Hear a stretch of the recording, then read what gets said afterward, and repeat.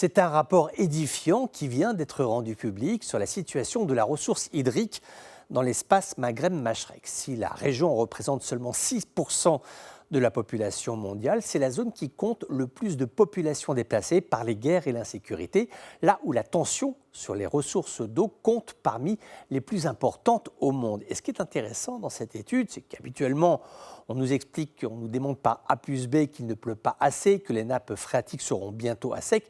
Là, c'est le coût économique de la pénurie qui est étudié avec ce chiffre. J'en donne un seul, mais chaque jour qui passe, le nombre d'heures que les femmes consacrent à aller chercher de l'eau au puits s'élève à 200 millions d'heures. C'est colossal, c'est un gâchis colossal. D'abord, nous pourrions nous demander pourquoi ce sont les femmes qui vont chercher l'eau et pas les hommes, ce qui est tout de même très moyen.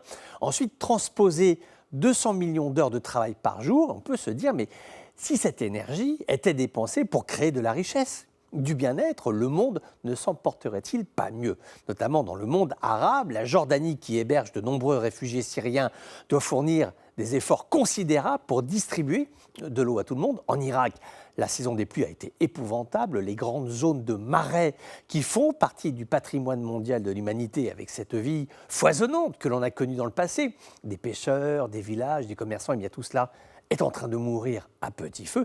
La Syrie a connu un été terrible avec la raréfaction des eaux de l'Euphrate, puisqu'en amont, la Turquie elle-même confrontée à un problème de sécheresse a procédé à des retenues d'eau. Au Maghreb, l'Algérie ne compte plus les heures de coupure d'eau, alors qui s'explique par des réparations sur le réseau, la gestion chaotique de la ressource ou autre, mais le fait est c'est que ça fonctionne mal. Et nous sommes en 2021. Alger n'arrive toujours pas à vivre un été sans coupure d'eau. Au Maroc, il y a cette politique de barrage initiée par le roi Hassan II qui se poursuit parce que c'est une nécessité absolue. Donc voilà, des situations diverses entre des pays qui gèrent, ceux qui gèrent moins bien.